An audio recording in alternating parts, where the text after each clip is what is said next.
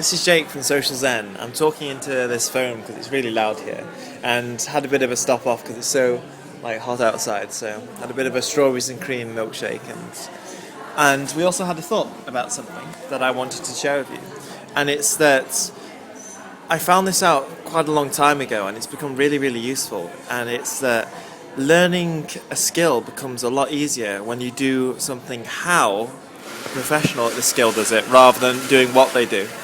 So for example, if you wanted to learn archery, I mean that's my example for everything, but I'm going to go with it anyway. So say you want to learn archery, you look at a master of archery, and you see that he does something, he does a technique, and he always hits the bullseye every time.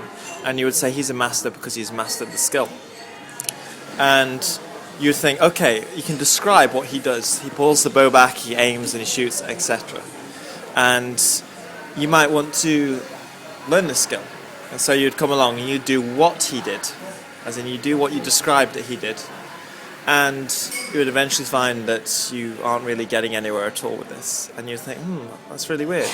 And then you've got a friend who comes along and he does it how the master does it, and he hits the bullseye every time, not really doing all these specific techniques. And it looks slightly different when he does it. It's the same thing with anything. And the reason for that is because when you're doing what the master did, you're not actually doing the thing that he does to get the result. Think of it from his perspective, okay? He is not doing all these micromanaging movements. I mean, say for example, if you're learning how to walk, okay, when you're a kid, the way you do it eventually is not by micromanaging all the tiny little muscles and groups of muscles in combination in your leg in order to move. Because if you were like a millipede or a centipede, you'd find it impossible. Because if you found you had to think about which leg goes after which, you'd just be, like the rhyme goes, distracted in a ditch considering how to run. And you would have to find a way of doing this, which requires no thought. And it's the same way that you walk around in your daily life. It's a kind of virtue where you don't put any effort in at all. You do nothing, yet nothing is left undone. Okay, everything still happens. And so the real trick to learning any skill quickly is to look at how the master does it from their point of view, and you begin doing that. Okay? If you're learning how to paint, like I've been doing recently, I learnt it from watching Bob Ross, okay? I do it how he does it. I do it with the roughness that he would do a brushstroke. I don't be careful with all the things that he does. Because if I was being careful, it would come across as different. In the same way, if you're learning how to ride a bike, okay, and you have some practice in this, because I mean practice is an element, but if you already have a little bit of practice but you're not a master and you're kind of iffy with it, using stabilizers more is not actually going to help you learn how to ride the bike more. You need to be doing the actual thing, the direct experience, rather than doing anything else. Okay.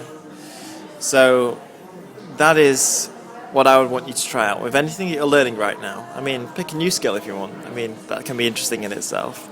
Pick a new skill or pick a skill you're already doing and start doing it how the person you want to be like in this skill is doing it, rather than what they're doing.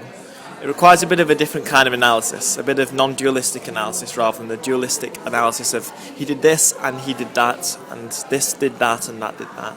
It's more like how he was doing, the way he was going about the whole thing, and a bit of the mind frame as well. And so another thing you'll notice is if you look at all the top people at any field that you're trying to learn a skill in, you'll always notice something about them, okay? And it's not that they just seem to be natural about it. They will seem to be natural, but they are not. They have learned to be naturals. You can say that the virtue within any skill is to become spontaneous by the end. In Zen, the word is ziran, and it means of itself, okay?